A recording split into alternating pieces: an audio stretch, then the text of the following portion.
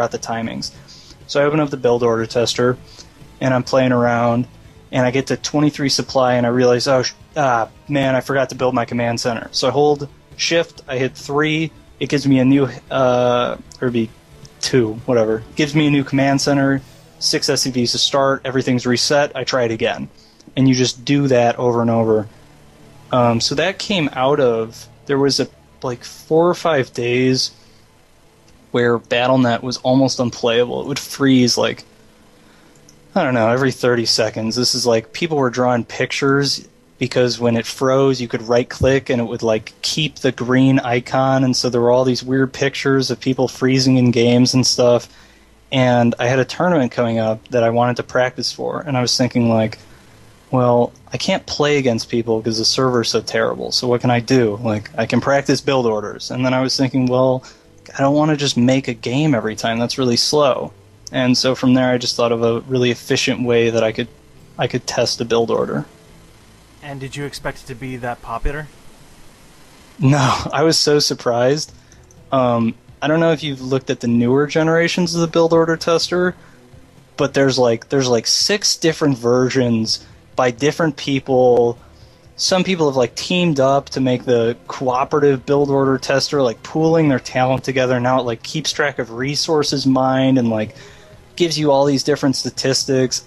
I was super surprised by what people had done. I thought it was really cool. I basically, like, people at first were messaging me. They're like, your build order tester is the best. Like, I love you, but it needs this feature. And I'd be like, I mean, go ahead. Like, you can edit it. Because for me, all I really wanted was this really fast way to test what was going on. Like, I don't feel like I really need the other stuff as much. And so I kind of handed it over to other people, and from then it just kind of evolved on its own, which is really cool. It's open source, man. Yeah, right? So you're a fan of your clones? You're the derivative build order testers like Yaybot and I can't remember. There's one that can actually send timing attacks at you, and yeah, I mean, I think it's all really cool. If I wasn't trying to practice as much, I might have been in on that, making it better myself, but when beta was up, I really didn't want to spend any more time working on the map. It was like diminishing returns. It got to the point where it helped me with what I needed, and working on it more wouldn't be time well spent for me. That time would have been better spent using it or just practicing. So, yeah, I think they're really cool, just not something that I want to work on anymore. Yeah, well, the original definitely took things off. And I've also found many other uses for the tester that aren't like the obvious uses at the very beginning, like, you know, just testing build orders, but like other things, like if you're a newer player and you want to learn basic things like, oh, I don't know, splitting.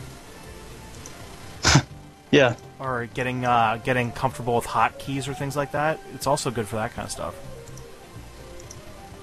Yeah, it's a very... I'm not sure if safe is the right word, but like, there's nothing you have to ever worry about in that situation. You just manage the entire game at your own pace. So yeah, that seems like a really good idea. Alright, now let's talk a little bit about the actual game instead of just, you know, what you do with all the maps and everything like that. Let's talk about the game itself. Can you tell us some of the story of some of the tournaments you were in during our first phase of the beta? And what your experience has been in these tournaments? Yeah, so... You know, if there's a ton, you don't have to go through the big one. Just go through, like, the ones that, you know, you had some, you know, peculiar experience, or you really enjoyed, or you really didn't like, or whatever. Just give us the good ones. Yeah. So, like I mentioned with Brood War, I basically have been playing in every single event that I can to a reasonable extent. Like, sometimes school or academics or real life got in the way, but so been playing in all the tournaments, and it took me probably about 2 months-ish before I was like mentally ready for tournaments. You have to think a little bit differently to get consistent results out, and to win consistently and not like lose to random cheese and stuff. And it took me a while to figure that out. And so that was what the first tournaments were mostly about. And then my first win was Gosu Coaching. 4, I think. Where what was the 4th one, or is it? I think it was the 3rd or the 4th one. And I got to thank Moo, because I'm pretty sure it wouldn't have happened without him. Moo 9-racks bunker rushed Hydra in the best of 1 round and eliminated him. And then I got to play Moo in a best of 3, and I took him out. I don't think I could have beaten Hydra in a best of 3. So that was kind of exciting. And then I went on to play Pain User in a best of 5, I think, which was, I don't know, by the end of it, after like the second game in that finals, I realized that the finals really should have been me versus Moo. Pain User was just a little behind on the curve of TVT, and so it was kind of weird to recognize how that can happen in tournaments, just the way they're set up. The very nature is like, sometimes you play your hardest matches right at the beginning, but you still have to keep your focus up. You can never underestimate anyone. Like if I had been like, oh, Pain User's terrible, Moo is the best, like I beat Moo, I could beat anyone, like I would have lost. But I stayed focused and I just played the way I always do and took the tournament home. And then the next week I played against MSV, who I think is a European Canadian who practices with Europeans. I don't know. He did some Thor stuff on me, and I lost 0-3. And it was really a big hit to realize, like, no matter what I do, I can always get caught by something that I've never seen before. And so, like, part of being a good tournament player is being able to adapt really quickly. Wow. Now, what do you think of that sort of divide between the servers right now? Because it seemed to me like the online community seemed really European-focused, and that the U.S. kind of didn't get to see as much action as like the Europeans did. Do you think that's true or no? It seems true-ish. I feel like there's more European tournaments and there's more European events. Especially there's more European and Asian events, or like the Europe versus Asia stuff.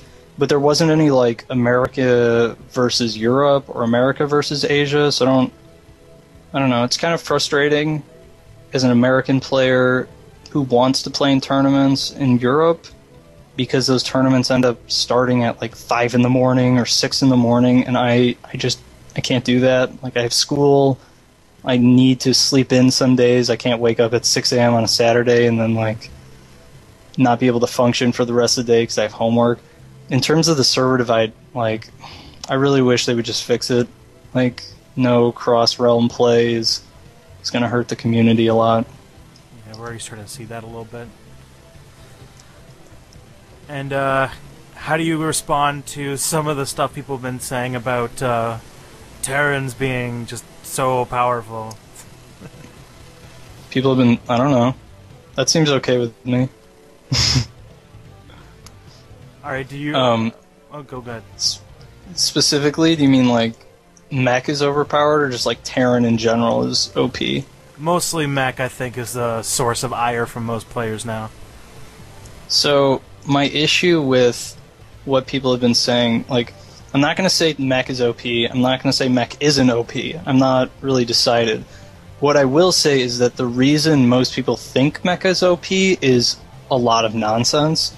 Like, there was a whole thread that spawned out of a best of 5 that I played versus Chef, where 3 of the games went over the 40-minute mark, and it literally looked like Chef couldn't do anything. But that was because all he was doing was massing ground armies and sending them at my army. Like, Chef hadn't figured out how to play versus mech. It'd be like if you were to mass nothing but Hellions, and I tried to counter it by making Zealots.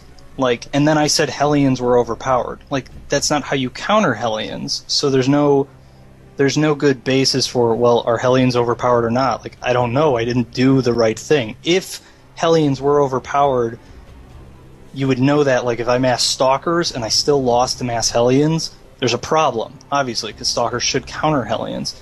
So, like, I've played some games against Hydra. I think I played 4 games against him, and he beat me every time. And I played some games against Suggy recently, and we went 1-1. Like, Zergs just got a little behind on how to play against mech, compared to Terrans figuring out how to play mech. Like, as a Brood War player, TVZ mech on Destination was my best build, my best matchup. Like, I was probably close to a B+ something with that build alone, whereas all the rest of my stuff was like low B. And so when I finally, it was really the Roach nerf. Like, that build was just waiting to come out, and once they nerfed Roaches, all that experience from Brood War just came to me. Like, it translated very well.